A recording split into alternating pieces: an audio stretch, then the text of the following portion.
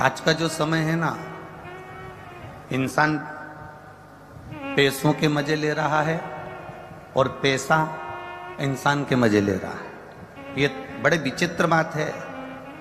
दुनिया को लगता है कि हम पैसे का मजा ले रहे हैं, खूब बाजार गए, चाउमीन खाई, चमक लड्डू खाया, गोलगप्पा खाया, पानी पूरी खाई, बर्गर खाया, चाउमीन खाया, इडली सांभर खाया, डोसा खाया, चाट खाई, लस्सी पी। दुनिया के लोग पैसे का मजा ले रहे हैं और पैसा दुनिया के लोगों का मजा ले रहा है। आपने पैसा जेब में था, चाट खा ली। पैसा जेब में था, आपने खूब एंजॉय कर लिया। पैसा जेब में था, आपने खूब चाउमीन खाया, न बर्गर खाया, न जो तुम खा सकते हो सब खाया। पर पैसा का मजा तुमने ले तो लिया।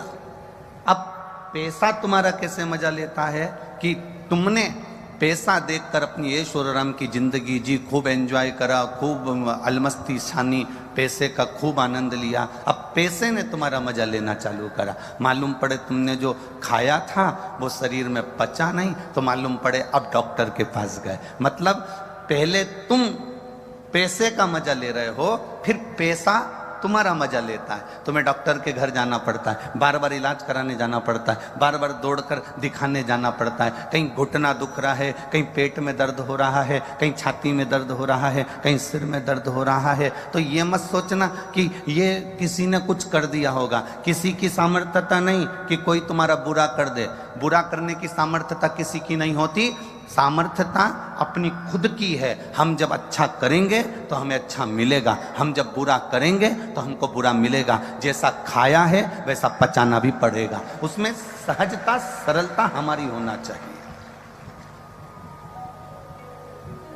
दुनिया के लोगों को लगे कि हम पैसे का मजा ले रहे हैं तो बहुत गलत बात।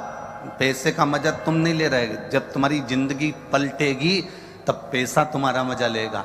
हॉस्पिटल में पड़े रहोगे, वेंटिलेटर पे पड़े रहोगे, आईसीयू में पड़े रहोगे, बोतल चढ़ती रहेगी, दवाइयाँ लगती रहेगी, और तुम सोचोगे कि पैसे का मैं मजा ले रहा हूं, पर पैसा तुम्हारा मजा ले रहा होगा, पैसा तुम्हारा आनंद ले रहा होगा। शिव परीक्षा लेते हैं। आप लोग लाखों की संख्या में यहां पहुंचे हैं। आप में से कई लोग ऐसे होंगे जो तुम्हारी पड़ोसन कभी 2 अगरबत्ती नहीं लगाती होगी, मंदिर नहीं जाती होगी, देवालय शिवालय नहीं जाती होगी, परंतु उसको सारा सुख भगवान ने दिया होगा।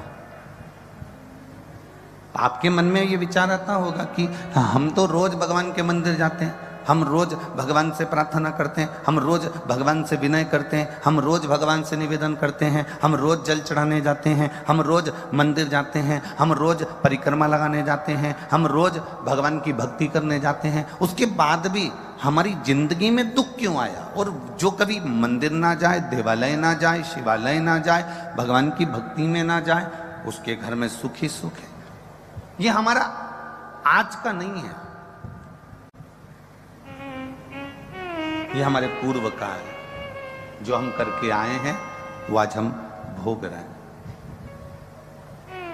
अहंकार में जिंदगी मत जीना। गाड़ी में घूम रहे हो तो ये तुम्हारा पुराना प्रारब्ध है। बंगले में रह रहे हो, ये तुम्हारा प्रारब्ध है पुराना। और खंडेलवाल परिवार से भी निवेदन है, अगर शिव महापुराण की कथा आप यजमान पद अगर आपको मिला है तो ये आपके पूर्वजों का पुराना प्रारब्ध होगा, जो ये कथा का यजमान पद मिला। ये हमारे पूर्व का प्रारब्ध। कोई संस्थाएं इसमें जुड़ी हुई हैं, समितियां इसमें बनी हुई हैं, वो अगर सेवा में लगी हैं तो ये विचार कर लेना कि हमारे पूर्व का प्रारब्ध है। हमारा कुछ नहीं है, ये हमने जो पूर्व में किया था वो आज हमको मिल रहा है।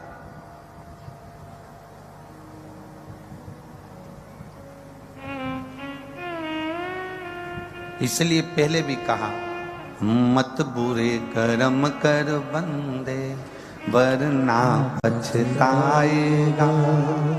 भगवान की आंखों से तू बच नहीं पाएगा, तू बच नहीं पाएगा।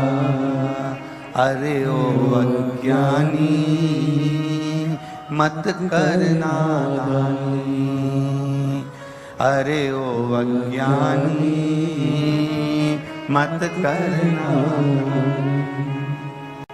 तेरे कर्म का फल भी तू ही पाएगा, जैसा किया तूने तेरे आगे आएगा।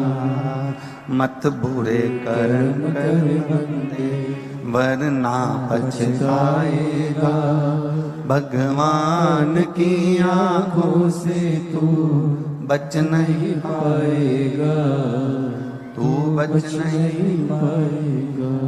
अपने जीवन का कोई अच्छा कर्म करते जाओ, अपने जीवन का कोई श्रेष्ठ कर्म करते जाओ। और आज का व्यक्ति बाहर एंजॉय करने का तरीका ढूंढता है। मैं दोस्तों के साथ जाऊंगा, वहां घूमने जाऊंगा, वहां ऐसा करने जाऊंगा, वहां मुझे खुशी मिलेगी। पत्नी को छोड़ दो घर में, पत्नी रह गई घर में, चलेगा दोस्तों के साथ एंजॉय करने के लिए, और मालूम पड़े कि वहां करा क्या, थोड़ा सा नशे का पान करा, कमरे में पड़े रहे और शुद्धि चली गई। दोस्तों ने विचार करा, पैसा लाया था खत्म हो गया, होटल वालों ने कहा चलो समाप्त हुआ पैसा, तुम भी बाहर निकलो, चलो यहाँ से, और निकाल दिया। अगर एंजॉय करना है, मेरे शिव जी कहते हैं अपनी अर्धांगिनी पार्वती के साथ शंकर भगवान विराजमान है, अपने बच्चों के साथ शिव जी विराजमान है, अपने परिवार के साथ शंकर भगवान विराजमान है। शिव जी कहना चाहते हैं कि अपनों के साथ में रहकर जो खुशी का आनंद है वो आनंद दुनिया में कहीं नहीं मिल सकता है। अपनों की श्रेष्ठता में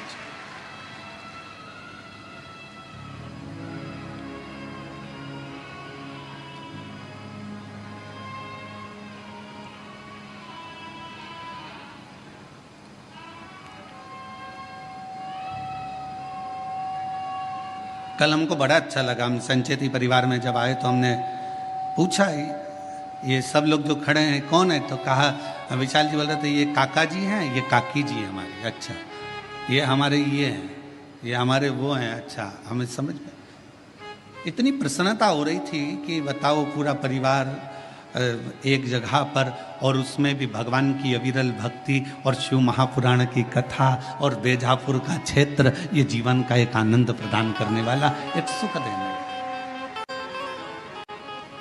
रखो। और शंकर जी के परिवार में एक चीज और है, थोड़ा सावधानी रखिएगा, सबको निभा के चलना है। जगत जननी दुर्गा भवानी बैठती है काय पर, जम के बोलो शेर पर। शंकर भगवान बैठते हैं नंदी पर, शिव जी के गले में सर्प, गणेश जी चूहे पर, कार्तिकेय जी अरे बोलते तो जाओ मोर पर। हमें भी तो मालूम पड़े बेजापुर में सबकी आवाज तो ठीक है। अगर जीजियों की आवाज डाउन होगी तो दिक्कत हमको होगी हो, तो थोड़ा सा दमदारी से बोलो है। कार्तिकेय जी काय पर बैठते हैं मोर पर। अब भाई आवाज इतनी जोरदार आवाज में बोला करो, घर जाके नजर भी उतरवा लिया करो।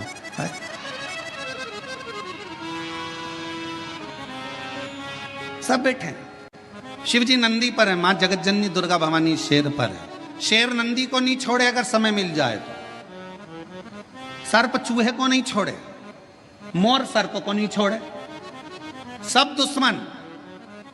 पर घर में एक बुजुर्ग, घर में एक बड़ा ऐसा होता है, उस बुजुर्ग के, उस बड़े के होने का सबसे बड़ा फल यह होता है कि शेर नंदी को नहीं, सर्प चूहे को नहीं, मोर सर्प को नहीं खा सकता, क्योंकि वहां बुजुर्ग का कंट्रोल, घर के बड़े का एक संयम इतना प्रबल होता है कि एक दूसरे को कोई नुकसान नहीं पहुंचा सकता,